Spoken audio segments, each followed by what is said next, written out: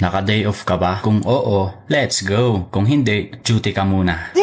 Another day na naman ang bigyan ni Lord mga ka-day off. Dahil ngayong araw na to ay pupunta kami sa Mount Police na matatagpuan lang naman sa Bagnin Mountain Province. 4 AM nga ako sinundo, kita nyo naman at madilim pa. Inabot nga kami ng umaga sa daan dahil ang target nga namin ay mas maaga pa sana. Nandito na nga kami sa hagdang pataas. Ito nga yung entrance, makikita pa dito yung karatula na welcome. Kailangan nga naming bilisan ang paglalakad para masilayan namin ang ganda ng pagsikat ng araw. Sa haba at tirik nga ng daanan ay nakakahingal din. Tumigil nga ako saglit para magpahinga. Ang maganda nga ngayong umaga ay sobrang fresh ng hangin dito. Di tulad ng sa lungsod na mausok. Nagpatuloy nga ako sa paglalakad hanggang narating ko ang bahay kubo na ito. Ito nga ay sadyang pinatayo para may masilungan at may mapagpahingahan. Dito nga ay nakakita ako ng mushroom, Cordilleran truffles kung tawagin dito. Matataas nga rin ang mga puno dito pero good thing na kahit papaano na semento naman ang daanan paakyat. Binilisan ko na nga ang pag-akyat dahil malapit na nga ako. Malalaman mong malapit ka na pag hindi na ng semento ang daanan at medyo maaliwalas na. Sa bungad nga ay nakakita na naman ako ng isa pang kubo. Dumiretso na nga ako sa pinakatuktok. Akala ko nga kami ang nauna rito. Meron pa palang mas sinipag bumangon ng maaga. Pinuntahan ko nga ang nakatanim na welcome to Mount Police. Di ko nga napansin may camera pala. Nagvi-video pala ang kabataang ito. Feeling ko nga nahagip ako at nasira ko yung moment nila. Lumayo na nga ako konti para maghanap ng maupuan. Pero sa sobrang lamig dito, lahat ay nabasa ng hamog. Nasilayan ko nga ang ganda ng lugar na ito. Pero sa tinatagong ganda nito ay may panganib na dala. Dahil konting maling apak mo lang ay mahulog ka na doon sa ibaba. Matirik nga bangin ang matatanaw. Kaya kung balak niyong pumunta rito, mag-ingat din kayo kung saan kayo tumatapak. Ilang oras nga din kaming nagstay dito hanggang sa napagpasya naming bumalik. Nakakita nga kami ng wild strawberries kaya agad kaming pumitas. Hindi ka nga magugutom dito kung alam mong tumingin ng mga pwedeng kainin. Halos inubos nga namin yung bunga ng strawberries pero nagtira naman kami kahit papaano para sa ibang hikers. May nakita rin kaming halaman na pwedeng kainin. Sabi nga ng kaibigan kong sinungaling, edible daw ito. Ito nga rin ay kinakain ng mga ibon. May mga berries din nga kaming nakita. Pinitas nga namin para tikman. Ito nga daw ay mahal pag ibinenta sa market. Sadya nga daw na tinanim ito para sa mga aak. Meron nga ding iba pang tanim pero di ko nga lang alam kung anong tawag dito. Nagdaan-daan nga ako sa paglakad dahil madulas ang daanan kahit sementado na. Iba din kasi ang pag-iingat lalo na sa sarili. Habang kami nga ay tumigil ay nakakita ako ng magandang bulaklak. Di ko nga alam kung anong tawag dito. May nakita nga rin akong kakaibang bilog-bilog na bunga ng halaman na pwedeng kainin. Pero kailangang hinog yung piliin para matamis di tulad ng iba ng lasa ay mapakla. Hindi ka nga rin mauuhaw dito dahil may tubig dito na safe inumin. Malinis itong tubig na ito dahil galing sa bundok. Natural na natural, walang halong kemikal. Nawala nga yung pagod namin paakyat at pababa dahil isang nakabighaning lugar na naman ang aking napasyalan. Grabe mga ka-day off. Kompleto na naman ang aking day off. Ikaw, kailan ka magde-day off?